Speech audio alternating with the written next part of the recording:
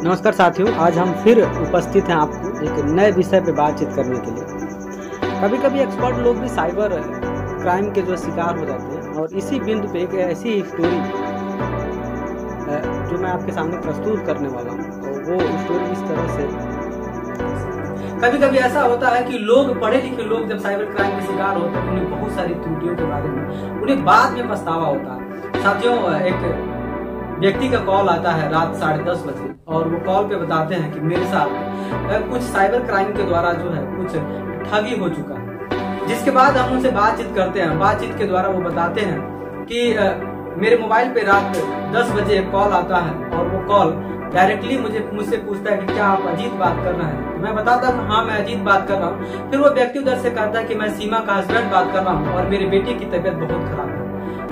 मैं आपके मोबाइल पे जो 25,000 रुपए गूगल पे के द्वारा भेज रहा हूँ, और आप सीमा को पहुंचा दीजिएगा, या फिर किसी दूसरे के माध्यम से उनके पास ट्रांसफर कर दीजिएगा। अचानक फोन कटती है, और फोन कटने के ठीक 5 सेकंड बाद फिर वो कॉल दोबारा आता है, और उस कॉल पे ये बताया जाता है कि आपके पास 2 QR कोड भेजा गया, और इस QR कोड के माध्यम से सीमा को आप पैसा पहुंचा दीजिए। मेरे दोस्त के द्वारा ये सारी चीजें सुनने के बाद वो तुरंत व्हाट्सएप खोलता है, और व्हाट्सएप पे जो QR कोड होता है उसे सेलेक्ट करके और गूगल पे से पेमेंट को ट्रांसफर करता है। लेकिन इस बीच में एक घटना और घटती है कि उस व्यक्ति ने जो पेमेंट किया रहता है 25,000, वो उस पेमेंट में 25,000 रुपए का टेक्स्ट मैसेज आता है, और उस टेक्स्ट मैसेज को देखने के बाद ये गूगल पे से उस QR कोड पे पेमेंट कर देते हैं। जैसे ही पेमेंट करते हैं, फिर उस बीच एक घटना और घटती है कि सर्वर की कमी होने की वजह से जब बैंक द्वारा पैसा ट्रांसफर करते हैं, किसी भी ऑनलाइन द्वारा हम पैसा ट्रांसफर करते हैं, तो उस पैसा ट्रांसफर करने के बाद हमें मैसेज आता है। सर्वर की कमी की वजह से प्रथम बार जब हम पेमेंट करते हैं तो कोई मैसेज नहीं आता। फिर दोस्त के द्वारा दूसरी बार फिर पेमेंट किया जाता है, और पेमेंट करने के बाद तब बैंक द्वारा मैसेज आता है, और मैसेज आने के बाद ये व्यक्ति चौंक जाता है, हताश हो जाता है। उस समय कैसी घटना होती है कि जिस व्यक्ति ने गूगल पे के द्वारा पैसा ट्रांसफर करता है, उसके अकाउंट में जो पेमेंट होती है, जो धनराशि उसके अकाउंट में होती है, वो जीरो हो जाती है। ये सोच करके आदमी अवाक हो जाता है, और उसके बाद तुरंत उस नंबर पे कॉल करने लगता है, और कॉल लगाने का प्रयास करता है, लेकिन वो कॉल रिसीव नहीं होती है। उसके बाद वो पूरी घटना मुझे बताते हैं, और फिर हम लोगों ने इस घटना के बारे में विस्तार पूर्वक स्थानीय थाने को अवगत करा। लेकिन दोस्तों, कभी कभी ये जो घटनाएं होती हैं, इसमें अगर हम थोड़ा सा भी अपने दिमाग का सहारा लिए होते तो ऐसी घटनाएं नहीं होती। सबसे पहले पॉइंट के ऊपर बातचीत करते हैं। जब भी कोई व्यक्ति, साइबर अपराधी, जब कोई कभी भी आपके पास फोन करता है, अगर आपका नाम जानता है या फिर जानने का प्रयास करते हैं, आपका नाम अगर ले करके बुलाता है, तो सबसे पहले आप सतर्क हो जाइए, क्योंकि आपके मोबाइल में जो नंबर लगाया गया कहीं ना कहीं वो ट्रू कॉलर से रजिस्टर है।